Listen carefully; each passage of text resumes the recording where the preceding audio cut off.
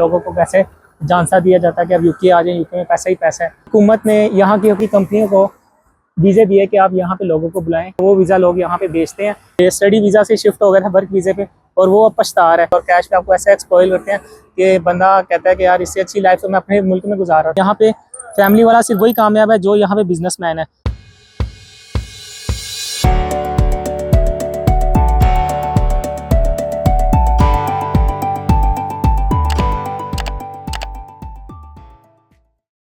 Hello अस्सलाम वालेकुम, welcome सबका नई वीडियो में। तो जैसे मेरी पिछली वीडियो थी स्टूडेंट वीज़े के बारे में, तो अब मैं आपको बताऊंगा वर्क वीज़ा के बारे में। तो वर्क वीज़ा में ये होता है कि लोग सबसे पहले पूछते हैं कि भाई यूके का वर्क परमिट कितने का मिल रहा है। अगर आपको कोई जानने वाला है जो वर्क परमिट बेच रहा है, तो मैंने कहता हूँ भाई अभी मुझे सिर्फ 3 से 4 महीने हुए हैं, तो मैं अभी इतनी जल्दी आपको कैसे बता सकता हूँ। मैंने इस पर रिसर्च पाकिस्तान से की हुई थी कि वर्क परमिट पर कैसे स्कैम होते हैं, लोगों को कैसे झांसा दिया जाता है कि अब यूके आ जाए, यूके में पैसा ही पैसा है। और यहाँ आके पता चलता है कि भाईजान जो उनकी जमा पूंजी थी वो लगा के सिर्फ इसलिए दी थी उन्होंने कि यूके में लैंड हो सके। तो वो लोग अपनी फैमिलीज को लेके यहाँ पे आ जाते हैं, 80 से 1 करोड़ तक लगा के यहाँ आ जाते हैं। तो उसका आउटकम कोई भी नहीं होता। अब होता ही है कि वर्क परमिट अगर ऑफिशियल प्राइस देखी जाए तो जो वर्क परमिट है, जो जिसको COS कहते हैं, उसकी कोई प्राइस नहीं होती ऑफिशियली। वो आपको यहाँ की गवर्नमेंट जो होती है वो यहाँ की कंपनियों को कहती है कि यहाँ पे जो स्किल शॉर्टेज हुई है उसको आप कम करने के लिए, क्योंकि जब यहाँ पे ब्रेग्जिट हुआ था तो यहाँ पे स्किल शॉर्टेज हो गई थी, क्योंकि यहाँ पे पहले ब्रेग्जिट से पहले यूरोपियन लोग यहाँ पे काम करते थे तो ब्लू कलर जॉब्स वगैरह में। जैसे स्किल शॉर्टेज, जैसे सिविल इंजीनियर कोई भी फील्ड है उसकी शॉर्टेज यहाँ पे आज भी है। साइबर सिक्योरिटी की यहाँ पे बहुत ज़्यादा डिमांड है। तो इस तरह की डिमांड है जो यहाँ पे आके लोग नहीं करते। यहाँ पे आके लोग और जॉब्स की तरफ चले जाते हैं, क्योंकि वो देखते हैं कि यार पैसे ऑलमोस्ट बराबर हैं और इसमें क्या नाम है, मेहनत भी हमारी इतनी नहीं लग रही, ना क्वालिफिकेशन लग रही है, तो वो लोग ज़्यादातर उस तरफ चले जाते हैं। तो जब ब्रेग्जिट हुआ तो उसके बाद यहाँ पे वीज़े खुले और यहाँ पे स्किल शॉर्टेज के भी वीज़े खुले। तो उसका हुआ ये कि हुकूमत ने यहाँ की कंपनियों को वीज़े दिए कि आप यहाँ पे लोगों को बुलाएं, स्किल शॉर्टेज अपनी कम करें।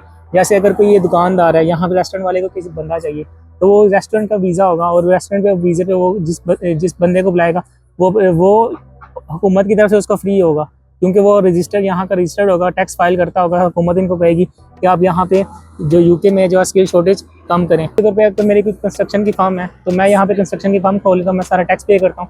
तो हुकूमत मुझे कहेगी कि यहाँ पे सिविल इंजीनियरिंग, मिसाल के तौर पे हुकूमत मुझे कहती है कि यहाँ पे सिविल इंजीनियरिंग का जो है डिमांड काफ़ी ज़्यादा है, तो शॉर्टेज हुई है, तो आप यहाँ पे बंदे लेके आएँ।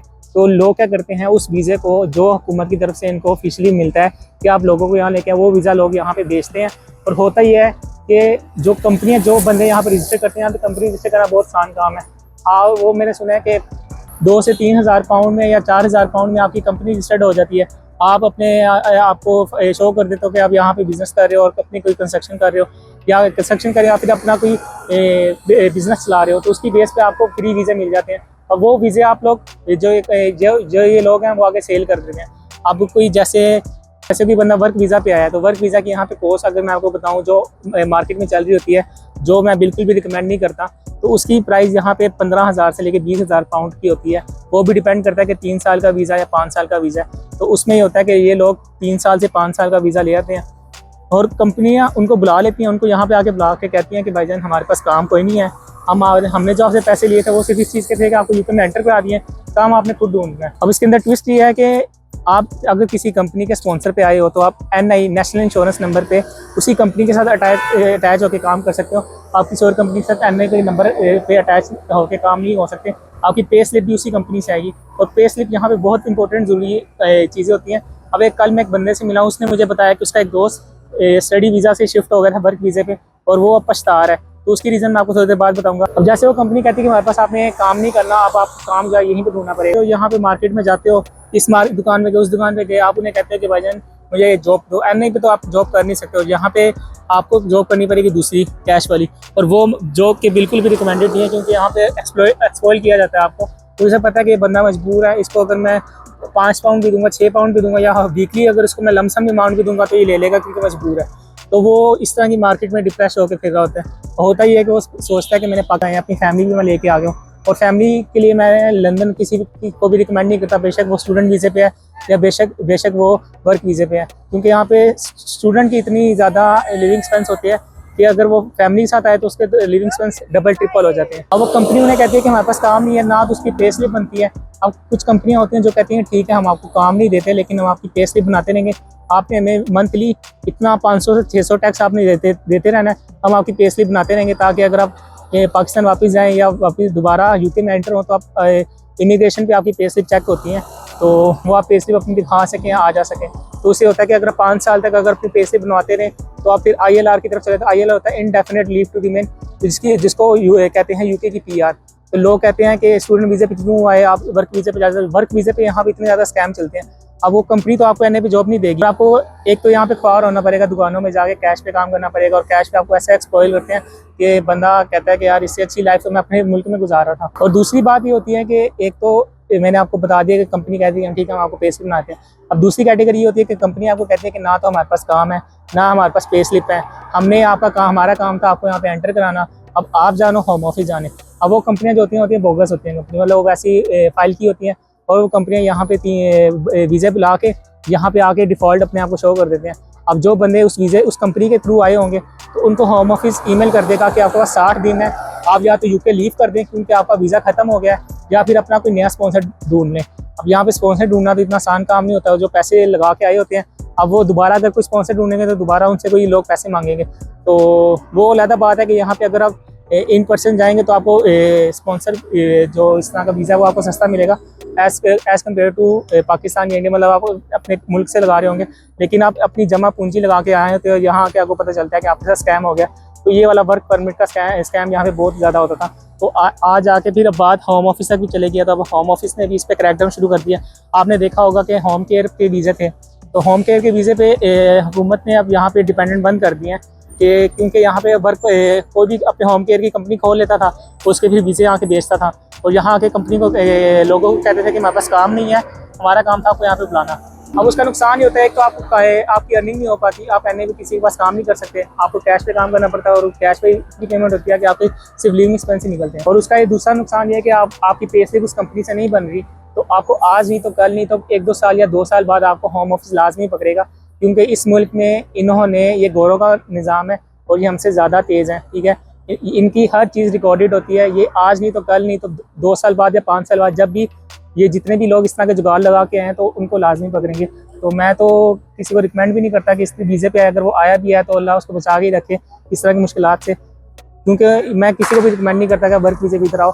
अगर आपको कोई ऑथेंटिक वीज़ा मिलता है, जैसे कि ऑथेंटिक कंपनी है जो कहती है हम आपको काम भी देंगे, तो आप बस यहाँ पे आएँ और काम करें, ऑफिशियल काम करें, जैसे स्किल का काम है, वो तो रिकमेंडेड है, लेकिन वो बहुत रेयरली मिलता है। तो अब तो क्या नाम है इसका वीज़े, अब तो वीज़े ख़त्म भी हो गया है, लेकिन अब इन पे क्या नाम है क्रैकडाउन भी शुरू हो गया, लेकिन अब भी लोग बाज नहीं आते। तो मैं यही तो कहूँगा कि पाकिस्तान में मैंने इसके बारे में बहुत रिसर्च की थी, क्योंकि लोग मुझे कहते थे कि यार तुम स्टडी वीज़ा पे इतने पैसे लगा रहे हो, तकरीबन तुम्हारी 10 से 12 हज़ार फीस होगी, तुम 3 से 4 हज़ार पाउंड एक्स्ट्रा लगा लो, तुम वर्क परमिट पर आ जाओ। लेकिन वर्क परमिट पे मुझे पाकिस्तान में ही रियलिटी पता चल गई थी कि यहाँ पे क्या होता है कि कंपनियां लोगों को बुला लेती हैं और बाद में आके इस तरह स्कैम करती हैं। कुछ कंपनियां अच्छी भी होंगी, जैसे कोई ऑथेंटिक कंपनियां भी होंगी जो केयर होम के वीज़े भी देती होंगी, ये नहीं है कि सारी उंगलियाँ बराबर होंगी, तो ऐसा नहीं है। तो ये है कि कुछ कंपनियां अच्छी भी होती हैं जो आपको काम भी देती हैं, लेकिन इसमें स्कैम बहुत ज़्यादा चलता है, क्योंकि यहाँ पे मैंने आपको बताया कंपनी खोलना कोई इतना मुश्किल काम नहीं है, और आप वो भी लोग वीज़ा बेचते हैं और उनका काम यही होता है कि आपसे जो उन्होंने पैसे लिए हैं 15-20 हज़ार कैश में लिए हैं, जो भी लिया वो सिर्फ उनकी जेब में जाते हैं और यहाँ आके आप ख्वार हो जाते हैं। बाकी यहाँ आके मैंने रियलाइज़ किया कि ये जो मुल्क है ये अगर सिंगल भी बंदा आ रहा है, जैसे कोई बैचलर स्टूडेंट है, तो वो तो बैचलर स्टूडेंट का मतलब जो अकेला सिंगल है, वो तो यहाँ के अपनी जो टफ टाइम है वो गुजार लेगा 1 साल के 2 साल के, उसके बाद जब वो अपने स्किल वीज़ा पे शिफ्ट होगा तो अपनी फैमिली को बुला लेगा। लेकिन अगर कोई फैमिली साथ इधर आ रहा है तो वो तो मैं उसको कहूँगा कि बहुत टफ है, क्योंकि यहाँ पे फैमिली वाला सिर्फ वही कामयाब है जो यहाँ पे बिजनेसमैन है। तो आपकी यहाँ पे जॉब के साथ बहुत मुश्किल है कि आप अपनी जिस तरह पाकिस्तान में होता है कि एक बंदा कमाता है और बाकी पूरी फैमिली उस पर गुजारा करती है, तो यहाँ पे वो पॉसिबल नहीं है। अगर आप मियाँ बीवी कपल आ रहे हैं तो आप दोनों को कमाना पड़ेगा, फिर जाके आपके लिविंग एक्सपेंस निकलेंगे। लेकिन शादीशुदा के लिए बहुत मुश्किल हो जाता है, क्योंकि उनके फिर बच्चे को भी संभालना होता है, उसको डे केयर पे छोड़ना, उसका ज़्यादा खर्चा आ जाता है। तो ये सारी चीज़ें होती हैं, छोटी छोटी चीज़ें जो आपको बाद में देखनी पड़ती हैं। ज़रूरी बात नहीं है कि आप यूके में आएंगे तो आप कमाएंगे। काफ़ी लोग ऐसे भी हैं जो पाकिस्तान में रह के यहाँ से अच्छा कमा रहे होते हैं, यहाँ से अच्छा लाइफ स्टाइल गुजार रहे होते हैं। बाकी मेरा मशवरा ये हुआ कि हर एक को ये नहीं देखना, देखा देखी नहीं आना चाहिए कि मुझे यूके ही जाना है, क्योंकि यहाँ पे हालात हर एक के डिफरेंट है, हर एक की लक डिफरेंट है। कुछ लोग जो है स्टूडेंट वीजे पे आके कामयाब हो गए, कुछ लोग जो है वो वर्क परमिट पे आके यहाँ पे कामयाब हो गए। तो यहाँ पे हर एक लक डिफरेंट है। ऐसा नहीं है कि अगर कोई एक बंदा कामयाब है तो सारे कामयाब होंगे। यहाँ पे हर एक ने अपनी स्ट्रगल गुजारी होगी तो उसने अच्छा टाइम गुजारा होगा और वो आजकल सेटल होगा। बाकी मैं तो ये कहना चाहूँगा कि पाकिस्तान में अगर कोई बंदा 2 से 3 लाख कमा रहा है और अपनी फैमिली के साथ अच्छा खासा खा रहा है तो उसको ये नहीं सोचना चाहिए कि मैं बाहर आऊँ।